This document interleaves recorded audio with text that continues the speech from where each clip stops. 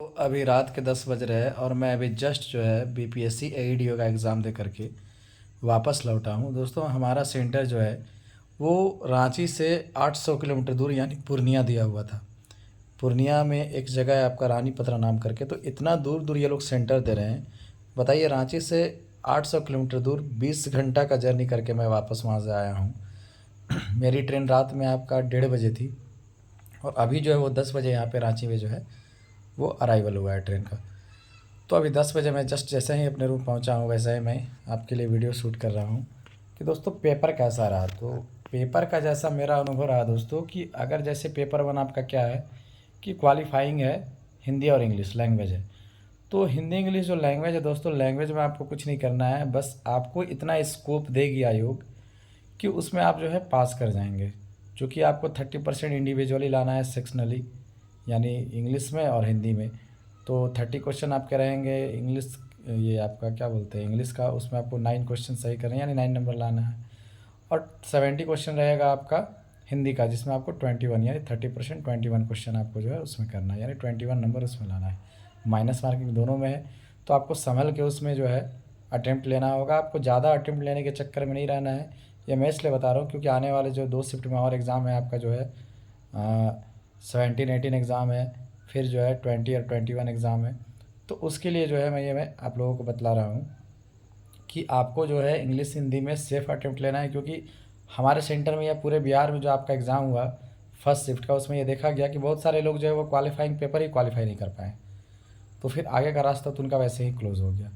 और दोस्तों जहाँ तक बात रही जीके जीएस यानी पेपर 2, दोस्तों ये जो एग्ज़ाम कहने को बीपीएससी ले रहा है, लेकिन एक्चुअली ये जो एग्ज़ाम है वो यूपीएससी लेवल का है।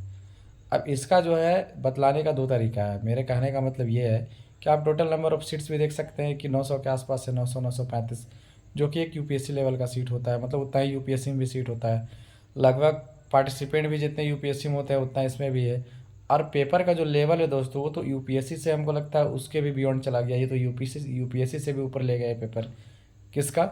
जीके और जीएस का। मतलब आप कहीं से भी पढ़ लीजिए, किसी भी बुक एनसीईआरटी या किसी भी टीचर से पढ़ लीजिए, आपको भनक तक नहीं लगने वाला है कि आपको क्वेश्चन कहाँ से पूछा जा रहा है जीके जीएस में।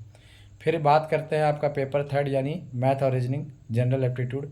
उसमें दोस्तों उसमें भी बहुत माइंड गेम खेला गया है। उसमें क्या माइंड गेम खेला गया है, आप जैसे ही पेपर खोलेंगे तो आपको दिखेगा रीजनिंग, और रीजनिंग का क्वेश्चन उसमें जो है आपको 2-4 क्वेश्चन तो शुरू में ईजी दिखेगा, उसके बाद उसका लेवल धीरे धीरे बढ़ते जाएगा।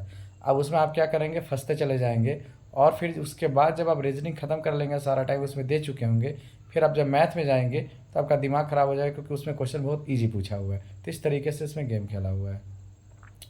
तो कहने का मतलब ये है कि क्वेश्चन जो है वो ईजी पूछा गया है मैथ और रीजनिंग में, लेकिन इसमें भी बहुत गेम खेला गया, गेम के साथ ईजी। ऐसा नहीं है कि इसमें जो है एकदम से आपको ईजी कर दिया गया है। तो इसमें भी बहुत तरीके से जो है क्वेश्चंस को बनाया गया है। मतलब इस तरीके से आयोग जो है आपके साथ गेम खेल रही है, मतलब माइंड गेम बहुत सात्विक तरीके से खेला गया है दोस्तों। क्योंकि मेरे साथ भी यही हुआ कि जैसे ही मैंने जो है आपका जैसे पेपर सेकंड तो जो था यानी पेपर 2 जनरल स्टडीज़, वो तो सबका लगभग ख़राब गया। उसमें बहुत सारा ऐसा क्वेश्चन, मतलब एक एक क्वेश्चन में 8-8 ऑप्शन है। आप यकीन नहीं करेंगे, एक क्वेश्चन में 8-8 ऑप्शन है। अब पूछेगा कि 8 ऑप्शन कैसे है। 8 ऑप्शन इस तरीके से है कि आपको एक क्वेश्चन को 4 लाइन में जो है ऑप्शन वाइज उसको तोड़ दिया गया है। फिर वो क्वेश्चन का जो है 4 अलग से जो है वो कोड दे दिया गया है। तो उस तरीके से अगर आप देखेंगे तो आपको एक क्वेश्चन का 8-8 ऑप्शन तक दिखेगा।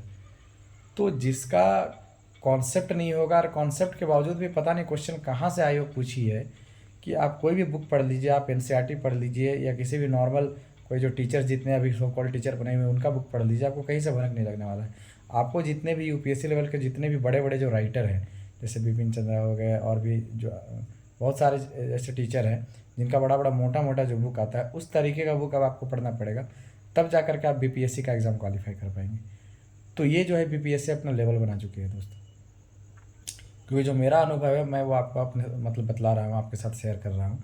तो आप लोग का जो नेक्स्ट एग्ज़ाम है, मैं डरा नहीं रहा हूँ, बस जो अपना अनुभव शेयर कर रहा हूँ। आपका जो नेक्स्ट एग्ज़ाम है 17-18 को और 20-21 को, तो उसके लिए आप प्रिपेयर हो जाइए। चूँकि आप जीके जीएस तो कहीं से कुछ भी पूछा जा सकता है। अब देखिए नेक्स्ट आपका कैसा रहता है, आपका जो अगला शिफ्ट है उसमें किस तरीके जीके जीएस में क्वेश्चन पूछे जाते हैं। मैथ रीजनिंग में क्या किया गया कि पहले जो है वो रीजनिंग दे दिया गया, और रीजनिंग का लेवल जो है बढ़ा दिया गया, तो उसमें जो है सारा टाइम जो है वो खा गया। और जब आप अंत में जाइएगा, तो जब पीछे जाइएगा, तो आपको मैथ इतना ईजी मिलेगा कि आपको फिर अपने आप से रिग्रेट फील होगा कि मैंने पहले पूरा पेपर पलट के क्यों नहीं देखा। इसलिए पूरा पेपर पहले एक बार 5 मिनट लगा करके एटलीस्ट पलट लीजिएगा कि आपका पेपर कैसा है। ओवरऑल एक बार देख लीजिएगा, उसके बाद अटेम्प्ट करना शुरू कीजिएगा। स्टार्टिंग से जैसा मैंने गलती किया वैसा अगर कीजिएगा, तो लास्ट में आपको फिर जो है रिग्रेट करने का सामना करना पड़ेगा, जिससे हम जैसे बहुत सारे लाखों छात्र जो है वो रिग्रेट कर रहे हैं। तो इस चीज़ का ध्यान आप लोग ज़रूर रखिएगा अपना एग्ज़ाम में। चलिए, बाकी सभी को ऑल द बेस्ट। देखिए अब किस तरीके का एग्ज़ाम आप लोग का जाता है। चलिए, और जो आपका क्वालिफाइंग पेपर है उसमें ज़्यादा अटेम्प्ट करने का कोशिश मत कीजिएगा। इतना कीजिएगा कि आपको आयोग इतना स्कोप उसमें दे रही है कि आप जो है उसमें ईज़िली जो है वो क्वालिफाई कर जाएंगे। हाँ, लेकिन अगर ज़्यादा अटेम्प्ट करने के चक्कर में रहिएगा तो उसमें भी जो है आपका पेपर ख़राब हो सकता है। चलिए, बाकी आपका जैसा एग्ज़ाम जाएगा कमेंट के माध्यम से ज़रूर बताइएगा। Thank you.